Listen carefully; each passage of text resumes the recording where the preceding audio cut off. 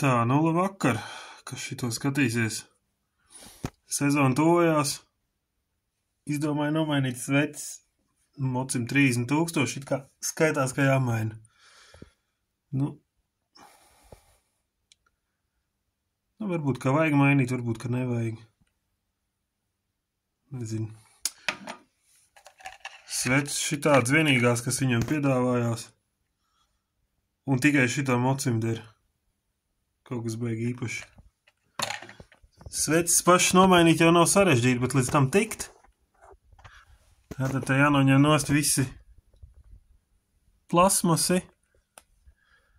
Radiators jāizņem ārā. Es no sākuma domāju to visu apmānīt, bet nevar nekādīgi. To bez radiatora izņemšanas nevar. Te ir tāda detaļa virs cilindriem šite augšā, kur nekādīgi nevar dabūt ārā. Un pat ja viņi dabūtu ārā, es domāju, ka tur diezgan neiespējami ir. Vislielākās galvas sāpes ir te tāda caurula pāri, kartera ventilācija šitiem 3 kanāliem pretī. Nu, viņa ārā nav iespējams dabūt gandrīz.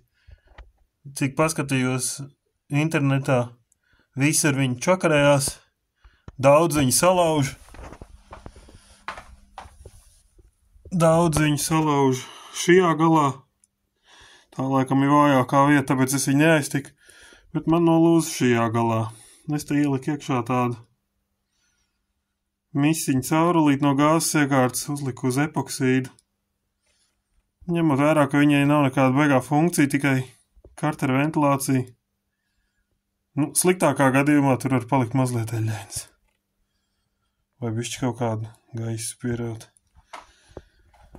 Un tā kaut kā tas izskatās, ja te viss radiatori pa zemi.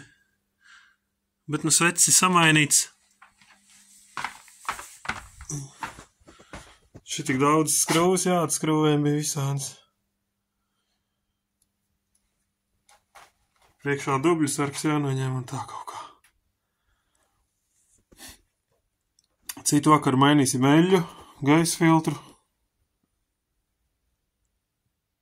Lai vasarā var atkal braukt.